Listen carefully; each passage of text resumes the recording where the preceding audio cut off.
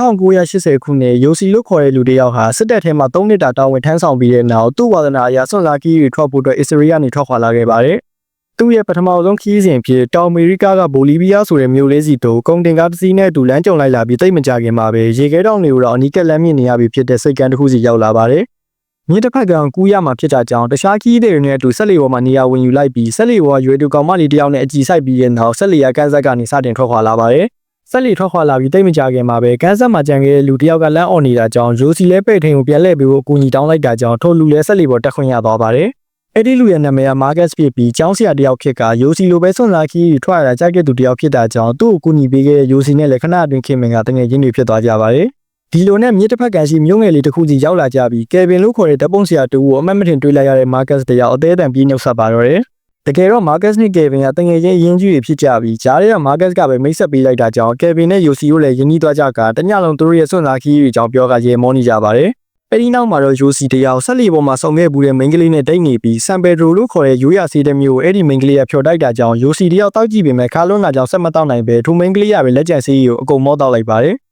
တကယ်တော့ထိုဆေးရီကစိတ်ဆန္ဒအောင်နိုးကြွစေတဲ့ဆေးတစ်မျိုးဖြစ်ပြီးယိုစီတယောက်ဆေးဆောင်မပြသေးလို့ညင်းနေပေမဲ့တိတ်မကြခင်မှာပဲဆေးဆောင်ပြလာတာကြောင့်နှစ်ယောက်သားအဲ့ဒီညောက်အရှိရီလူကကုန်ဆုံးလိုက်ကြပါတယ်။နောက်တရက်မနက်ရောက်မှာတော့ယိုစီတယောက်ဈေးထဲလျှောက်ကြည့်နေချိန်ခါလို့ခေါ်တဲ့လူတယောက်ကယိုစီကိုတတိထားမိပြီးနောက်ကနေလိုက်နှုတ်ဆက်ကသူ့ရဲ့တော်တွင်အတွေ့အကြုံတွေကြောင့်ပြောပြပါတယ်။တကယ်တော့ခါကရွှေရှားရဲ့မုတ်ဆိုတအူးဖြစ်ပြီးအိန္ဒိယလူမျိုးတွေနဲ့ပါတငယ်ချင်းဖြစ်ကြောင်းယိုစီကိုဓာတ်ပုံတွေပြလိုက်တာကြောင့်ယိုစီလည်းသူ့တငယ်ချင်းနှစ်ယောက်နဲ့ခါကိုပေးတွေ့လိုက်ပါတယ်။ခါကသူတို့ကိုလမ်းပြလုပ်ပြီးမှဖြစ်ပြီးဓာတ်ပုံဆရာကယ်ဗင်ကလည်းအိန္ဒိယလူမျိုးတွေကိုဓာတ်ပုံရိုက်နိုင်မဲ့အခွင့်အရေးဖြစ်တာကြောင့်သဘောတူလိုက်ပေမဲ့ကြောက်တက်တဲ့ကျောင်းဆရာကြီးမာဂတ်ကတော့အကြောက်ကန်ညင်းနေပါတယ်။ဒါပေမဲ့နှစ်ယောက်တယောက်ပြစ်နေတာကြောင့်မာဂတ်လည်းမငင်းတာတော့ပဲသဘောတူလိုက်ရပါတယ်။နောက်ရက်မှာတော့ယိုစီတို့၃ဦးဟာခါရဲ့ဥဆောင်မှုနဲ့အတူလိုအပ်တဲ့ပစ္စည်းတွေလိုက်ဝယ်ကြပြီးထူးဆန်းတဲ့ဆေးတစ်မျိုးကိုခါကဝယ်နေတာကြောင့်ယိုစီကမေးလိုက်တဲ့အခါအဲ့ဒီဆေးကိုဇစ်ပိုလို့ခေါ်ပြီးတောက်လိုက်ရင်စူပါမင်းလို့ခံစားသွားမယ်လို့ခါကရှင်းပြပါတယ်။ခရီးမထွက်ခင်တညလိုမှာတော့ယိုစီတို့လည်းလိုအပ်တဲ့ပစ္စည်းတွေထုတ်ပိုးနေကြပြီးယိုစီတယောက်အဆောင်တစ်ခုကိုအိတ်ထဲထည့်လိုက်တာကြောင့်ကယ်ဗင်ကမေးတဲ့အခါဒါဟာသူ့လေးပေးထားတဲ့အဆောင်ဖြစ်ပြီးစစ်ပွဲတွေတက်စကန်တွေထဲမှာပါအသက်ရှင်ခဲ့ပေမ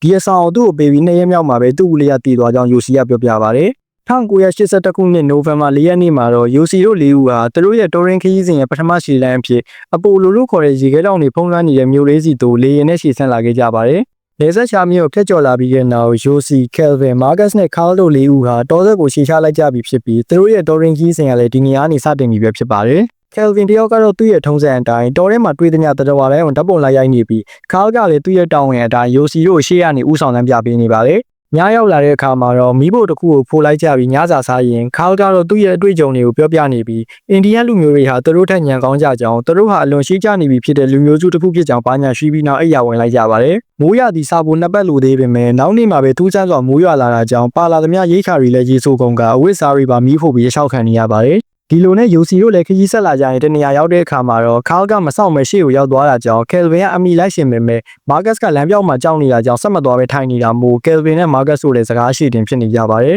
။သူတို့၃ယောက်စကားများနေရုံမှာပဲတောရဲအတန်တစ်ခုကိုကြားလိုက်ရတာကြောင့်၃ယောက်သားကြောက်လန့်နေကြပေမဲ့နွားတစ်ကောင်ကိုဆွဲလာတဲ့ရွာသားတူဖြစ်နေတာမို့ကယ်ဗင်လည်းလမ်းမေးကအက်စရီယာမလို့ခေါ်တဲ့ရွာလေးစီရောက်လာကြပါတယ်။ယိုစီတို့အဖွဲ့လည်းအဲ့ဒီရွာလေးမှာပဲတရက်နာဖို့ဆုံးဖြတ်လိုက်ကြပြီးရွာသားတွေနဲ့အတူပျော်ရွှင်ကအဲ့ဒီညလေးကိုကုံဆုံးလိုက်ကြပါတယ်။စူးစမ်းပန်းခရီးဆက်လာကြတဲ့ယိုစီရိုအဖွဲ့လည်းခရီးတိုးအထိရောက်လာကမှမာဂတ်ကရှေ့ရောက်တန်ရပြီးလမ်းဆက်မရှောင်းနိုင်တော့တာကြောင့်နောက်ပြန်လဲပြီးမာဂတ်ကိုစိတ်ကူးရောက်ဖို့အကြောင်းဖန်လာပါတယ်။ဒါပေမဲ့ခရီးတိုးအထိရောက်လာပြီးဖြစ်တာမို့ကယ်ဗင်နဲ့ယိုစီရိုကနောက်ပြန်လဲဖို့သဘောမတူတာကြောင့်စကားရှည်တင်ဖြစ်နေကြချိန်မှာပဲကယ်ဗင်ကဖောင်တစ်ခုကိုစောက်ပြီးမြစ်ကြောင်တိုင်းသွားမယ်သူ့ရဲ့ကြောင်ပြောပြလိုက်တာကြောင့်ခါနဲ့မာဂတ်တို့လည်းသဘောတူကဖောင်တစ်ခုကိုဆောက်ကြပါတယ်။တောကျွမ်းတဲ့ခါကြောင့်တိတ်မကြခင်မှာပဲဖောင်အလျင်မြန်ဆောက်ပြီးသွားကြပြီးယိုစီရို၄ယောက်လည်းခါရဲ့ဥဆောင်မှုနဲ့အတူမြစ်ကြောင်တိုင်းဖောင်နဲ့ခရီးဆက်လာကြပြန်ပါတယ်။အစပိုင်းမှာတော့အဆင်ပြေနေပေမဲ့ရေစည်းတန်တဲ့နေရာရောက်လာတဲ့တပြိုင်နက်ခါလ်တယောက်သူ့ယူတာမျက်နှာပြက်လာကဘာလို့ရမှမသိရတာကြောင့်ဖောင်လဲရေထဲမှာပေါ်တွဲမျိုးတွဲဖြစ်နေပါတယ်။အမားရီလုံးမိနေတဲ့ခါလ်ကြောင့်ကယ်ဗင်နဲ့ခါလ်တို့ပြဿနာတက်နေကြပေမဲ့ကန်ကောင်းစွာပဲနောက်ဆုံးမှာတော့နီးစက်ရကန်တစ်ခုအမြန်ကတ်နိုင်လိုက်ကြပါတယ်။ဒီခရီးမှာခါလ်ကလမ်းပြဖြစ်ပေမဲ့သူ့အမိန်ပြန်ပေးနေတဲ့ကယ်ဗင်ကြောင့်ခါလ်တယောက်စိတ်ဆိုးနေပြီးယိုစီတို့အဖွဲ့လည်းတယောက်တစ်ပေါက်တွေဖြစ်လာကြပါတယ်။အဲဒီနောက်မှာတော့ကယ်ဗင်တယောက်ဖောင်ပေါ်မှာတော့ခါလ်ရဲ့ကြောက်နေတဲ့ပုံစံကိုသတိထားမိကြောင်းယိုစီကိုပြောပြကခါလ်တယောက်ရေမကူးတတ်တာကိုလည်းကယ်ဗင်တယောက်သတိထားမိသွားပါတယ်။ယိုစီကပဲစိတ်ဆိုးနေတဲ့ခါလ်ကိုပြန်လိုက်ခေါ်ကခရီးဆက်ကြဖို့လုပ်ပြင်မဲ့ရေကြောက်တဲ့ခါလ်ကလမ်းလျှောက်သွားဖို့ပြောနေတာကြောင့်ယိုစီတို့လည်းခရီးမဆက်နိုင်ကြပဲအဲဒီနေရာမှာလည်းတောင်းတင်နေကြပါတယ်။အဲဒီနောက်မှာတော့ကယ်ဗင်ကသူဟာဒီမြစ်ကိုဖျက်ပြီးရှေ့ကိုခရီးဆက်နိုင်ကြောင်းယိုစီကိုပြောပြင်မဲ့မာဂတ်ကိုလည်းမထားခဲ့ခြင်းနဲ့ယိုစီရဲ့စကားကြောင့်မာဂတ်ကခါလ်နဲ့ဆိုပိုလုံကြုံနိုင်ကြောင်းကယ်ဗင်ကပြန်ပြောပါတယ်။ အဲ့ဒါကြောင့် UC တယောက် Marcus ကို Carl နဲ့နေခဲ့ဖို့ပြောကသူတို့နှစ်ယောက်ကတော့ဖောင်နဲ့ခရီးဆက်မှာဖြစ်တာကြောင့် Carl စီမှာရှေ့ဆက်ရမယ့်ခရီးကိုအသေးချာမိကြပါတယ်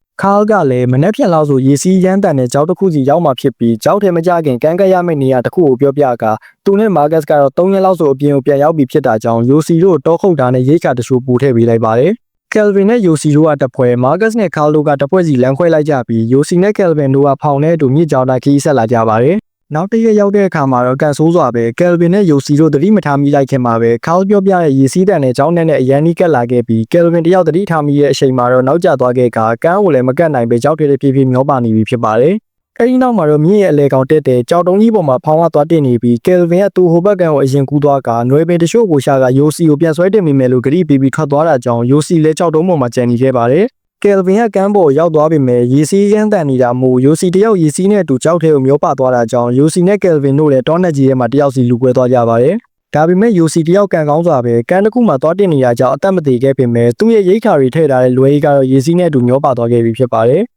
မိုးရသည်ကလည်းစတင်ဝင်ရောက်လာပြီးဖြစ်တဲ့အပြင် UC တယောက်မျက်စိတစုံတစ်ပင်တွေသာရှိတဲ့တောနက်ကြီးထဲမှာလမ်းပြောင်းနေပြီးဖြစ်ပြီးကန်ကောင်းကျင်တော့တနေရာရောက်တဲ့အခါသူ့ရဲ့လွယ်ကြီးကရေစီးနဲ့မျောပါလာတာကြောင့် UC တယောက်ရအောင်လိုက်ဆဲပြီးလွယ်ကြီးထဲကခါးဝယ်ပြီးထားတဲ့ဆေးဘူးကိုပါတွေ့သွားပါတယ်။ UC တယောက်ဆေးတောက်လိုက်တာကြောင့်အရင်အထက်ပိုလင်းမြန်လာပြီး Kelvin ကိုပြန်ရှာပေမဲ့မျက်စိတစုံတစ်ပင်တွေသာရှိတဲ့တောနက်ကြီးထဲမှာ UC တယောက်လမ်းပြောက်ကစတင်စိတ်တက်ကြလာပါတယ်။ UC တယောက်သူရှိခဲ့တဲ့နေရာကိုအမှတ်သားလောက်ကထားရစ်ခဲ့ပြီး Kelvin ကိုဆက်ချဖို့ထွက်လာက6ရက်မြောက်နေ့ရောက်သည့်အထိ Kelvin ကိုမတွေ့သေးပဲရိတ်ခါတွေကလည်းကုန်လာပြီးဖြစ်တာကြောင့်မွေးတကောင်ကိုတက်စားကအသက်ဆက်နေရပါတယ်။မိုးတွေကလည်းအဆက်မပြတ်ရွာနေပြီး UC တယောက်တောနက်ကြီးရဲ့တယောက်ထဲဒုက္ခရောက်နေပေမဲ့လက်မလျှော့သေးပဲသူ့ရဲ့လွတ်မြောက်ရလမ်းကိုဆက်လက်ရှာဖွေနေစေဖြစ်ပါတယ်။တစ်ဖက်မှာတော့ Kelvin တယောက်ကန်းဆက်တစ်ခုမှာတောင်းတင်ပြီးဒရိလစ်နေချိန်အနီးနားရွာတဲ့ရွာသားပါနှစ်ယောက်ရဲ့ကေတင်ရုံခံလိုက်ရကအဲ့ဒီရွာလေးကအာနာပိုင်တွေကိုဖြစ်ချောင်းပုံစံပြောပြပြီး UC ကိုပြန်ရှာဖို့ကြိုးစားနေပါတယ်။ UC တယောက်ကတော့တောင်ကျရည်တချို့တောက်နေချိန်အပေါ်ဖြတ်သွားတဲ့လေရင်တန်ကိုကြားလိုက်ရတာကြောင့်သူရှိကြောင်အတန်တော်အော်ကရှက်ပြပေမဲ့လေရင်ကသတိမထားမိပဲဆက်ပြန်သွားတာကြောင့် UC တယောက်စိတ်တက်ကြလာပါတယ်။တကယ်တော့အဲ့ဒီလေရင်က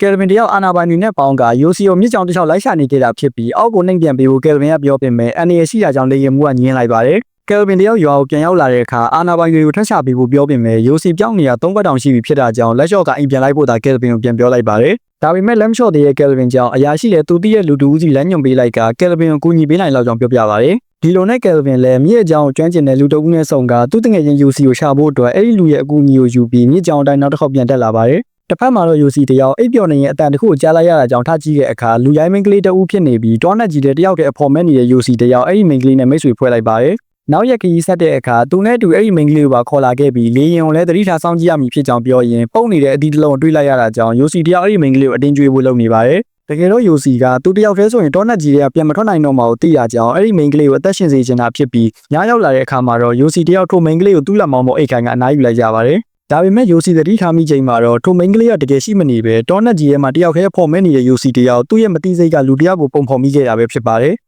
ရက်တွေကြာလာတဲ့အမျှ UC တယောက်အာရင်ပြက်လက်လာပြီးလူကလည်းတာမန်နဲ့မတူတော့တဲ့အပြင်ကန်ဆိုးကျင်တော့နှုံအိုင်တစ်ခုတည်းကိုပါထပ်ပြီးပြုတ်ကြပြန်ပါတယ်။ဒီတစ်ခါမှတော့ UC ရဲ့လက်လျှော့ဖို့ဆုံးဖြတ်လိုက်ပေမဲ့သူ့ရဲ့အတွေးတွေတဲ့သူ့ဦးလေးသူ့ကိုအဆောင်ပေးခဲ့တဲ့အချိန်တုန်းကပုံရိပ်တွေပြန်မြင်အောင်လာကအသက်ရှင်ရဲ့ပြန်လာပါဆိုတဲ့သူ့ဦးလေးရဲ့စကားကြောင့်အနားမှာရှိတဲ့တစ်ကိုင်တစ်ခုကိုနောက်ဆုံးမျှော်လင့်ချက်ဖြစ်စုပ်ကိုင်ရင်နှုံအိုင်တွေကနေပြန်ထွက်လာနိုင်ခဲ့ပါတယ်။မတည်ခြင်းနဲ့စိတ်ကြောင့်ဒါအာတီမီခရီးထက်ဆက်လာပေမဲ့ UC တယောက်လမ်းတောင်ကောင်းကောင်းမရှောင်နိုင်တော့ပဲသူ့တငယ်ချင်းတွေရဲ့ပုံရိပ်တွေကိုမြင်အောင်နေပါတယ်။ဒီလိုနဲ့မြစ်ကန်ဆက်တစ်ခုကိုရောက်လာခဲ့ပြီး UC တယောက်သူရှိနေကြောင်းအမှတ်သားပြုလုပ်ကအဲ့ဒီနေရာမှာပဲနောက်တစ်ညကိုထပ်မံကုံဆုံးရပြန်ပါတယ်။19ရက်မြောက်နေ့ရောက်လာတဲ့အခါမှာတော့မြစ်ကြောင်တစ်လျှောက်လိုက်ရှာနေတဲ့ Kelvin တယောက် UC အမှတ်သားလုပ်ထားတဲ့နေရာကိုရောက်လာပေမဲ့ UC ကနားမှာရှိမနေတာကြောင့်ရှာမတွေ့ပဲ Kelvin တယောက်လည်းလက်လျှော့ကဆက်မရှာတော့ဘူးဆုံးဖြတ်လိုက်ပါတယ်။ Kelvin ပြန်ထွက်သွားတဲ့အချိန်ကျမှ UC တယောက် Kelvin ရဲ့အတန်ကိုကြားလိုက်ရတာကြောင့်လန့်ခေါက်ပေမဲ့မကြားတော့ပဲပြန်ထွက်သွားတဲ့ Kelvin ကိုသာငေးကြည့်နေရချိန် Kelvin တယောက်နောက်ဆုံးအနေနဲ့ထိုနေရာကိုပြန်လဲကြည့်လိုက်တာကြောင့် UC ကိုတွေ့သွားပါတယ်။